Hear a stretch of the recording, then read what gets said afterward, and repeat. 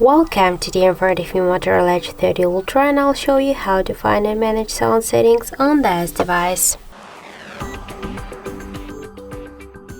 So first let's open the settings application, and then we should tap here on the sounds and vibration. Now we can see here the media, color, ringtone, notification and alarm volume panels. We can change them just by hold and swipe to the left or to the right side these dots. We can also use here the Dolby Atoms. If you want, you can turn on and turn off the don't disturb mode. You can just accept the calls, SMS notifications from any people's just contacts on your device or applications. Also you can set the schedule of the don't disturb mode, the start and the end time. We can also here increase total call. We can reduce noise for VoIP calls, for reduce noise during recordings, and to remind us when we'll be recording.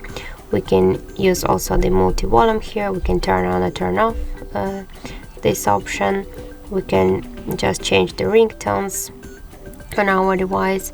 In live caption we can also use them. If you want, you can switch the language here to show the sound labels and more under other settings. We can also turn on and turn off this shortcut to prevalent ringing. We can change the notification and alarm sounds here, and also we can activate or turn off the dial pad tones, call vibrations, screen lock unlock sound, charging sounds, touch sounds of our screen, the touch vibration, and power on and power off sound.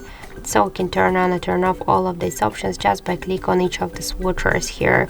We can also pick up our device to silence.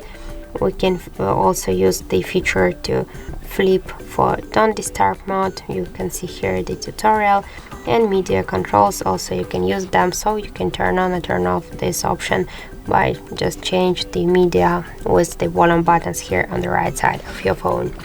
So that's it. That's all of the sound settings on our Motorola device. Thank you for watching, and if you find this video helpful, don't forget to leave a like, comment and to subscribe our channel.